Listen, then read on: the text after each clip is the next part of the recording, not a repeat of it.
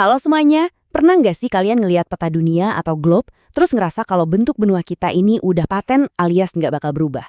Nah, di bahasan kita kali ini, kita bakal bongkar realitas gila soal geografi planet kita yang ternyata terus bergerak. Percaya deh, info ini bakal bener-bener ngubah cara kalian ngeliat tanah pijakan di bawah kaki kalian sendiri. Banyak banget dari kita yang mikir kalau daratan tempat kita berdiri ini cuma tanah mati yang udah terkunci permanen sejak awal peradaban manusia. Padahal, tebak apa? Itu salah besar. Data geologis justru menceritakan kisah yang sama sekali beda. Bumi kita saat ini sebenarnya lagi berada dalam ketegangan yang konstan banget. Ibaratnya lagi bersiap buat perombakan letak geografis yang supermasif. Jadi, daripada ngebayangin tanah mati yang diam aja, realitasnya itu jauh lebih dinamis, teman-teman. Coba bayangin situasinya kayak gini ya. Kita semua, beserta seluruh kota yang kita bangun, dan pegunungan tinggi sekalipun, sebenarnya lagi numpang di atas rakit raksasa yang namanya kerak benua. Dan rakit-rakit raksasa ini terus mengapung dan bergerak di atas lapisan mantel bumi yang panasnya minta ampun. Nah, pertanyaannya, apa yang bisa ngegerakin lempeng segede itu? Jawabannya ada di mesin rahasia bumi. Panas yang ekstrim banget dari inti bumi memanaskan batuan di mantel sampai batuan itu naik, mendingin, terus turun lagi. Sebuah proses yang namanya arus konveksi. Arus inilah yang nyiptain tekanan vital yang luar biasa. Memaksa lempeng tektonik alias dinding baja geologi planet kita buat terus-terusan bergeser tanpa henti ke berbagai arah. Fakta-fakta tadi membawa kita ke sebuah konsep yang namanya siklus superkontinen. Dan ingat ya, ini bukan fiksi ilmiah, ini realitas sains yang udah terbukti.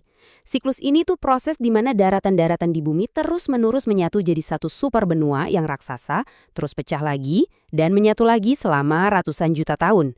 Jadi intinya, bumi itu senantiasa mendaur ulang dirinya sendiri. Kalau kita tarik garis waktu geologi, ratusan juta tahun yang lalu, seluruh dunia ini sempat disatukan dalam satu daratan raksasa, yang mungkin kalian tahu namanya Pangea. Nah, saat ini, kita lagi ada di fase transisi yang penuh dengan ketegangan dan pergeseran tektonik. Terus gimana masa depannya? Puluhan sampai ratusan juta tahun dari sekarang, siklus ini bakal melahirkan superbenua baru bernama Amasya. Peta dunia yang nempel di dinding kamar kalian itu sebenarnya cuma satu babak super singkat dari buku sejarah bumi yang panjang banget. Bagian 1. Hantu-hantu bumi, benua yang tenggelam. 5 juta kilometer persegi. Gede banget kan? Itu adalah ukuran Zelandia, sebuah daratan raksasa yang sekarang bersembunyi sunyi di bawah samudra dekat Selandia Baru.